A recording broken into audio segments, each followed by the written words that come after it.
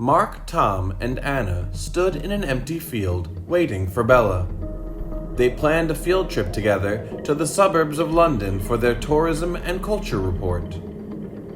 Mark turned around and saw a forest with a no trespassing sign stuck outside the entrance. Unable to control his curiosity, Mark suggested playing a game of drawing straws. Whoever got the short straw would have to go into the woods and report back, telling everyone what's inside. Tom lost the game, so, with no way out, he passed the sign and entered the forest. Mark and Anna waited for Bella outside. Tom was walking deeper and deeper inside the forbidden woods when suddenly a strong gust of wind sent shivers down his spine. Tom startled. He turned around, sensing something must not be right. He quickly ran back towards where he came from, but an invisible force knocked him back inside, sent him tumbling on the dirt. Tom crawled and looked up. A ghost was flying in midair with sharp fangs. It charged where Tom was crawling. The ghost's face has been burned dramatically. Drops of blood dripped down to the ground. Its eyes popped with red veins that were filled with hatred. Tom screamed out of fear. Mark and Anna heard the scream and rushed into the woods to save Tom.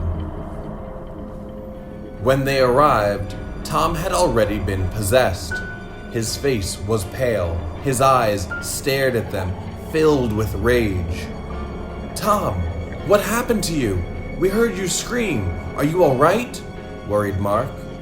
Tom turned around, grabbed Mark by the neck, and tossed him so hard that Mark hit the tree in front and fell before Anna. Mark struggled to yell, "Run, Anna! It's dangerous!" Just after Mark finished his sentence, a cold hand stretched out to strangle Anna. Anna used all the strength she had to fight it, but the more she moved, the more the grip got tighter. Tom lifted Anna up. Her feet kicked in the air helplessly. She yelled, trying to wake Tom from his possession. "Tom, wake up! What's wrong with you?" Bella stood in the empty field. The whole woods stank of blood and death. Bella rushed to the woods and soon discovered Anna and Mark lying unconscious on the ground. Laughter suddenly broke the silence. Bella carefully scanned around. The wind furiously blew, stronger and stronger. Black clouds covered the sky. Tom flew out from the darkness, straight towards Bella. Bella quickly drew her whip and struck Tom on his limb. Being struck, Tom crashed down on the ground, tumbling in pain. From inside of Tom, a demon escaped, roaring and grunting on the ground, trying to recover from its wound. It slowly approached Bella. Bella fearlessly lifted up her whip. She lashed out and struck the demon repeatedly, but it didn't even scratch it. Every strike felt like she was hitting air. Could this only be the duplicated soul? Bella wondered. She looked and noticed there was a dry well in the middle of nowhere, and it stank with a hellish smell. Standing there alone, Bella couldn't think of a way to get close to the well when Tom suddenly crawled up. Bella quickly distracted the demon from Tom, taunting it and forcing it to chase her. She yelled to Tom, "Tom, seal the well! Do it now!" Seeing Bella struggle to fight the demon, Tom's memory flashed back.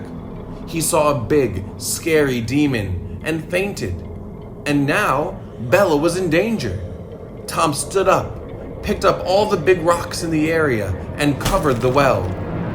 The demon screamed in anger and pain and was slowly sucked back into the well. The rocks shook wildly. The demon inside was fighting for a way out. Cracks showed up on the surface. Bella rushed to the well and stuck a charm on it. The rocks became stable.